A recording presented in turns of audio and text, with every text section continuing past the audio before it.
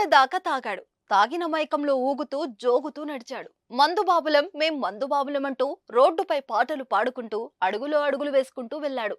నన్నెవడ్రా ఆపేది అంటూ మత్తులో డైలాగులు కొట్టాడు.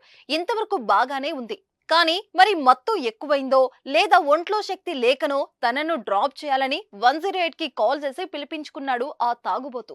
తెలంగాణలోని యాదాద్రి భువనగిరి జిల్లాలో జరిగిన ఈ సంఘటన అందరినీ అవాక్కయ్యేలా చేస్తుంది. గజం కేవలం 4,500 రూపాయలతో 165 గజాల భూమి కేవలం 8 లక్షలు మాత్రమే. రమేష్ అనే వ్యక్తి ఫుల్ గా మందు కొట్టి భువనగిరి నుంచి జనగాంకు నడుచుకుంటూ వెళ్లాడు.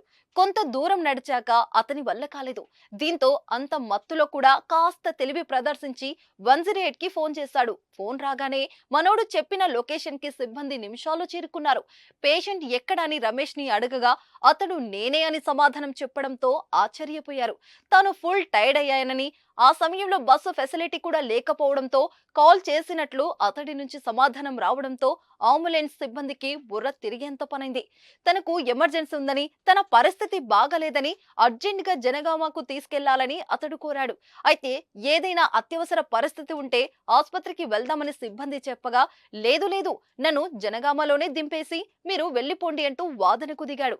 ప్రస్తుతం ఈ వీడియో సోషల్ మీడియాలో వైరల్ గా మారింది. ఆపదలో ఉన్నవారు కాల్ చేస్తే రయ్యి రయ్యి అంటూ వచ్చే వాహనం 108.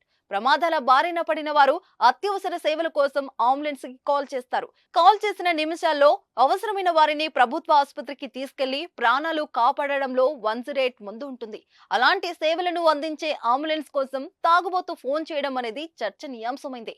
తాగుబోతు చేసిన పనిని చూసి కొందరు నవ్వుకుంటే మరికొందరు మాత్రం ఆగ్రహం వ్యక్తం చేశారు.